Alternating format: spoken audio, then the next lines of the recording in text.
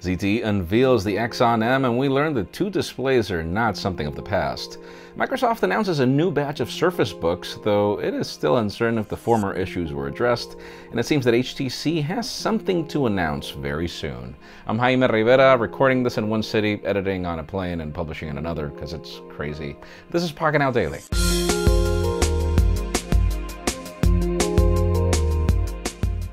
The official news today begin with a probable event, as HTC seems to have an event scheduled for November 2nd. And what exactly are we going to get is still up for grabs. We're not exactly sure what we're getting, but we do know that the company wants to continue the legacy of the U11. It started with the U Ultra, then the U11. Let's see exactly what we get this time. Now let's talk about Qualcomm, as the company has just announced a couple of new products at an event in China, and one of these is very compelling. It is the Snapdragon X50 modem. It's got a name, and the most interesting part of it is that it enables 5G capabilities. Now, exactly when are we going to get this architecture on future smartphones? Apparently, you can sort of get 5G in certain devices, not all of them. It depends on the spectrum, device, a lot of things. But once these modems reach current smartphones in the future, that was bad. But anyways, you get the point. We should be getting new data speeds up until then. And for those of you that are wondering which are the best smartphones of 2017 so far, it's rather interesting. Consumer Reports has just published that regardless of the Galaxy Note 8 and iPhone 8, it still considers that the Galaxy S8 and Galaxy S8 Plus are better devices. Oddly, with software that's outdated and so many other things, I guess my biggest question to you in the comments is, do you trust Consumer Reports with these ratings?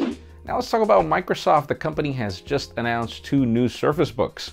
Yes, two. One of them is a 15-inch, the other is a 13-inch model.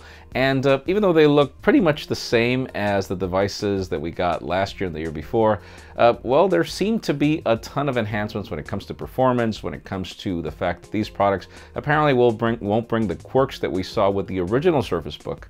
Whatever the case may be, I can't wait to give them a try, even though, for many cases, Windows still doesn't solve a lot of the needs that I have when it comes to video editing, but that's just me. And finally, the very hot news today have to do with the ZTE Axon M. Yes, I got to see it a couple of weeks ago before it was announced. And I'm going to tell you this much. When I walked in, I was like, yeah, it's another Kyocera Echo, but no, it's actually not. Android has evolved significantly over all this time, up to the point of allowing this product to be possible. And it's one of those things where you won't trust it or believe it until you actually give it a try.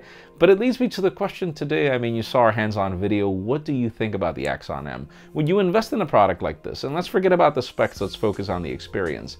In my case, I would. I definitely would, but leave us a comment down below. We'd love to know what you would do. Friends, again, if you want to get the news earlier, follow us on Pocketnow.com and subscribe to our channel by hitting this button up here, watching yesterday's Pocketnow Daily up here, and our impressions of the Axon M down here. You can also follow me on Twitter, Jaime_Rivera, on Instagram at Jaime Rivera.